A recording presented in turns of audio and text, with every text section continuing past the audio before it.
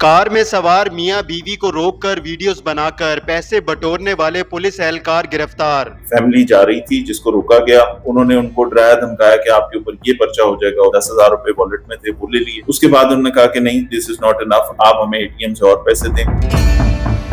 थाना सत्तू कतला की हदूद में एक वाकया पेश आया जहां 3 पुलिस के एहलकारों ने एक कार सवार मियां बीवी को रोका और उनसे ज़बरदस्ती पैसे हथियाए और उसके बाद उनकी वीडियोस बनाते रहे। इनके खिलाफ क्या कार्रवाई अमल में लाई है और ये मियां बीवी कौन है, इनका ताल्लुक कहां से और कहां से ये आ रहे थे, इस पर बात करने के लिए हमारे साथ मौजूद है DIG ऑपरेशंस लाहौर फैसल कामरान। हम बिल्कुल मोरल पुलिसिंग नहीं करेंगे जब तक इस शहर में डाकू फिर रहे हों, जब तक इस शहर में कुछ स्नैचिंग की एक भी वारदात हो रही हो।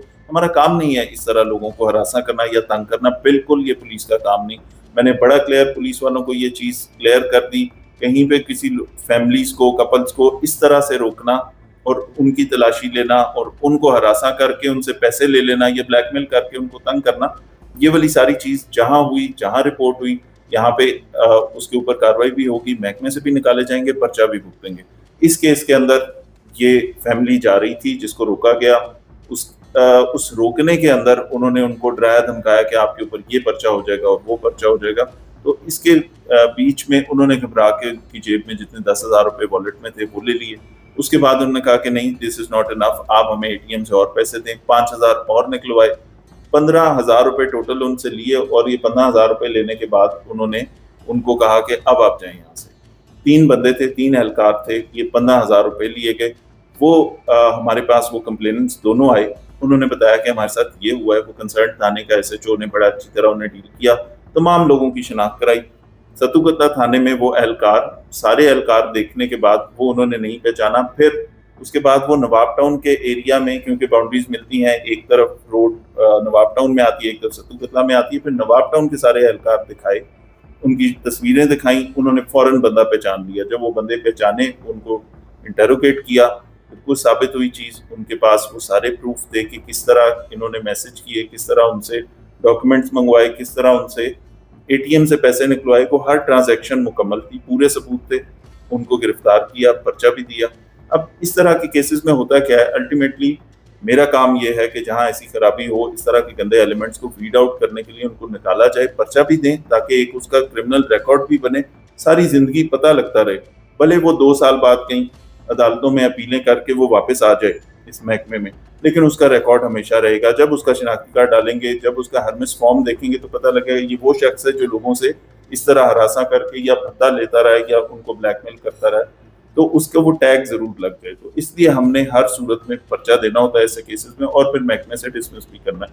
तो उनके खिलाफ पर्चा हुआ, अरेस्ट किया उनको, अदालत में वो पेश हुए।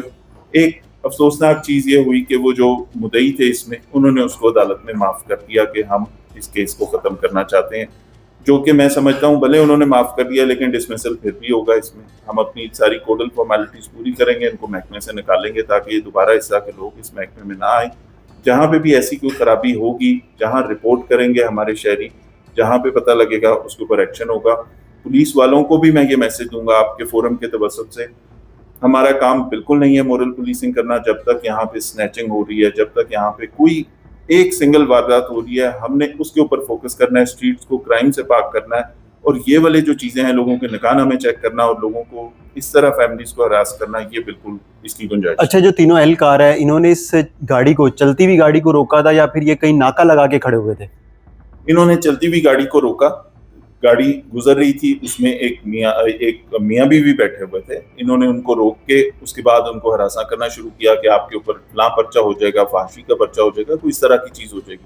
इसमें उनकी आइडेंटिटी बिल्कुल इंपॉर्टेंट नहीं, इसमें ये इशू इंपॉर्टेंट है। इस इशू पे बात करना इंपॉर्टेंट है कि ये काम पुलिस ने नहीं करना। इन लोगों ने वीडियोस भी बनाई थी उनकी, बिल्कुल, वो जो उन्होंने वीडियो स्टेटमेंट ली उनसे बाद में, ये सारी चीज करने के बाद स्टेटमेंट ली कि जी हम यहाँ पे रैश ड्राइविंग करते हुए आ रहे थे और हम यहाँ पे फलां चीज कर रहे थे, इसलिए हमें रोका और उसके बाद हमें जाने दिया, ताकि अपने वो फुटप्रिंट्स क्लियर कर लें कि हमारी तरफ से कोई ज्यादती नहीं हुई। लेकिन वो सारी चीज उसको जब इंटेरोगेट किया, इन मुल्जिमान को भी, उनकी भी बात सुनी, तो हर चीज कोरॉबोरेट हुई। जो हमारे कंप्लेनेंट थे वो सच कह रहे थे, यहाँ पे पुलिस की गलती थी।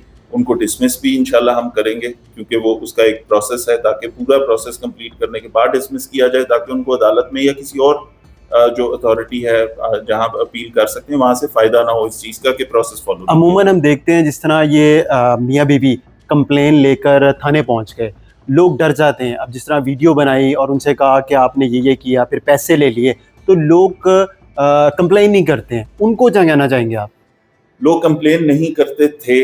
अल्हम्दुलिल्लाह लाहौर के लोगों को ये बिल्कुल एहसास हो रहा है कि पुलिस बिल्कुल एक्शन करती है, और हम लोग इस करप्शन के खिलाफ, इस तरह की गलत प्रैक्टिसेस के खिलाफ एक जंग लड़ रहे हैं। जहाँ पे पब्लिक के साथ कोई खराबी होगी, जहाँ पे पुलिस वाला गलत साबित होगा, उसके ऊपर एक्शन होगा। मेरी तमाम शहरियों से भी गुजारिश है, जैसा इन्होंने उसको माफ कर दिया, अगले दिन अदालत में बयान दे दिया, वो भी नहीं देना चाहिए था उनको। तो इन्होंने माफ क्यों किया? पुलिस ने पूछा नहीं? कर दिया कि जी गरीब लोग हैं, हमें मिन्नत अल्लाह किया होगा उन्होंने उसके ऊपर उनके साथ थोड़ी रहमदिली का मुजाहरा किया।